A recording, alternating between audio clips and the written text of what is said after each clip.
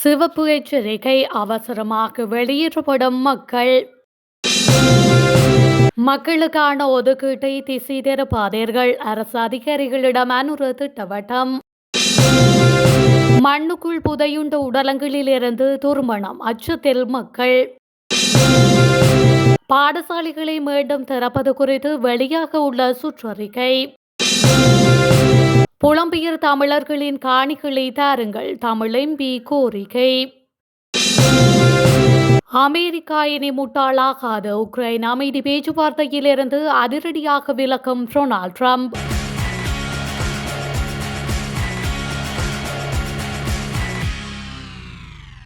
மக்களை மீள்குடியேற்றும் போது சரியான மேற்பார்வையை உறுதி செய்வது அனைவரின் பொறுப்பாகும் என்று ஜனாதிபதி நரகுமார திசாநாயக்க வலியுறுத்தியுள்ளார். ஒவ்வொரு குடிமகனுக்கும் பாதுகாப்பான வாழ்க்கையை வழங்குவது அரசாங்கத்தின் குறிக்கோள் என்றும் ஜனாதிபதி கூறியுள்ளார். இந்த ஆண்டுக்கான அரசாங்கத்தால் வழங்கப்பட்ட ஏற்பாடுகளை உட்கட்டமைப்பு வசதிகளை மேம்படுத்துவதற்காக பயன்படுத்தி டிசம்பர் 31 முன்னர் அனைத்து தொடர்புடைய சீர்திருத்தங்களையும் முடிக்குமாறும் அந்த ஏற்பாடுகளை மீண்டும் வழங்க இந்த நடவடிக்கை எடுக்க வேண்டாம் என்றும் ஜனாதிபதி சம்பந்தப்பட்ட துறைகளுக்கு வலியுறுத்தியுள்ளார். மக்களுக்கு நிவாரணம் வழங்குவதற்கும் பொது வாழ்க்கையை மீட்டெடுப்பதற்கும் வளங்களுக்கு பற்றாக்குறை இல்லை என்றும் இந்த அவசர காலத்தின் வரம்புகளை பொருட்படுத்தாமல் அனைத்து நிறுவனங்களும் தங்கள் பொறுப்புகளை நன்கு ஒருங்கிணைந்த முறையில் நிறைவேற்றுவது அவசியம் என்றும் ஜனாதிபதி விளக்கியுள்ளார். பாதிக்கப்பட்ட மாவட்டங்களில் உள்ள மக்களின் இயல்பு வாழ்க்கையை மீட்டெடுக்கவும் அத்தியாவசிய உட்கட்டமைப்புகளை மேம்படுத்தவும் மேற்கொள்ளப்பட்டு வரும் திட்டங்களை மறு ஆய்வு செய்வது அவசியம் என்றும் அவர் கூறியுள்ளார்.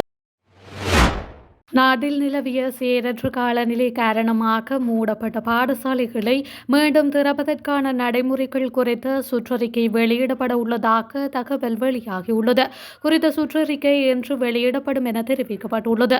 அதன்படி மாகாண மட்டத்தில் பாடசாலைகளை மீண்டும் திறக்க நடவடிக்கை எடுக்கப்படும் என்று கல்வி அமைச்சின் செயலாளர் நாளக்கு கல்விவெல தெரிவித்துள்ளார். தற்போதைய சூழ்நிலை காரணமாக மூடப்பட்ட பாடசாலைகள் மீண்டும் திறப்பது இம்மாதம் 16 வரை ஒத்திவைக்கப்பட்டுள்ளது.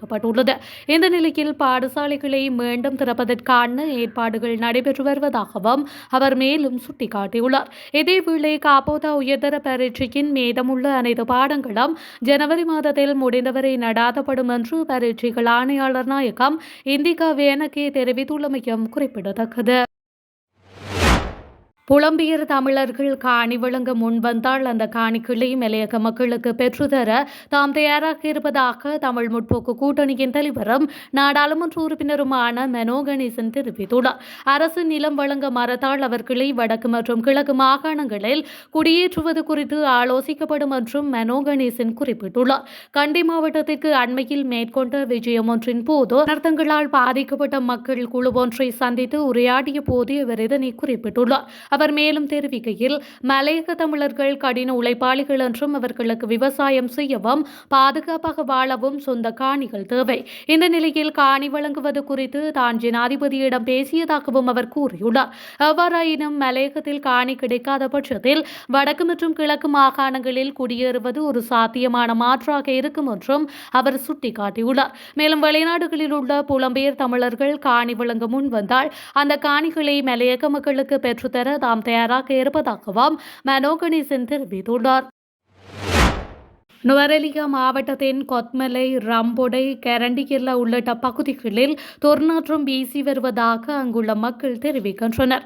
அதிதீவிர வானிலையால் குறித்த பகுதிகளில் ஏற்பட்ட மண் சரிவில் சிக்குண்டு பலர் மண்ணுக்குள் புதையுண்டனர். அதிலிருந்து பலரின் உடலங்கள் மீட்கப்பட்டன. எனினும் மீட்கப்படாத உடலங்களிலிருந்து இந்த துர்மணம் வெளியாகலாம் என பிரதேச மக்கள் சந்தேகம் வெளியிட்டுள்ளனர். இந்த நிலையில் தொற்று நோய்கள் குறித்தும் அச்சம் வெளியிட்டுள்ளனர்.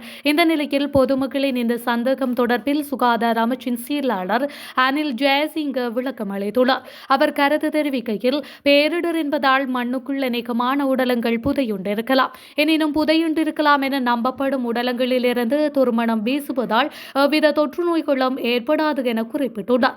இந்த நிலையில் இடம்பெயர்ந்தோருக்கான முகாம்கள் மற்றும் அனர்த்தங்கள் பதிவாகியுள்ள பிரதேசங்களில் சுகாதார அமைச்சின் அதிகாரிகள் உரிய தடுப்பு நடவடிக்கைகளை மேற்கொண்டு வருவதாகவும் சுகாதார அமைச்சின் செயலாளர் அனில் ஜெயசிங்க சுட்டிக்காட்டியுள்ளார். மண்சரிவு அபாயமுள்ள மாவட்டங்களில் வசிக்கும் மக்களை பாதுகாப்பான மையங்களுக்கு உடனடியாக அப்புறப்படுத்த தேசிய நிறுத்த முகாமைத்துவ மத்திய நிலையம் மாவட்ட செயலாளர்களுக்கு அறிவித்துள்ளது. தற்பொழுது நிலவும் மழையுடனான வானிலை காரணமாக மத்திய வடமேல் மாகாணங்களில் உள்ள கண்டி, கேகாலை, குருநாகல், மாத்தளை ஆகிய மாவட்டங்களுக்கு இந்த எச்சரிக்கை விடுக்கப்பட்டுள்ளது. மேற்கண்ட 4 மாவட்டங்களில் அடையாளம் காணப்பட்ட பிரதேச செயலாளர் பிரிவுகளுக்கு மண்சரிவு அபாயம் குறித்த சிவப்பு எச்சரிக்கையை தேசிய கட்டட ஆராய்ச்சி நிறுவனம் வெளியிட்டுள்ளது. இந்த எச்சரிக்கையின் அடிப்படையில் அந்த பகுதியில் வசிக்கும் மக்களை டிசம்பர் 9ஆம் தேதி முதல் டிசம்பர் 19ஆம் தேதி வரை பாதுகாப்பான தற்காலிக மையங்களுக்கு அப்புறப்படுத்துமாறு அந்த முகாமைத்துவ மத்திய நிலையம் மாவட்ட செயலாளர்களுக்கு தெரிவித்துள்ளது.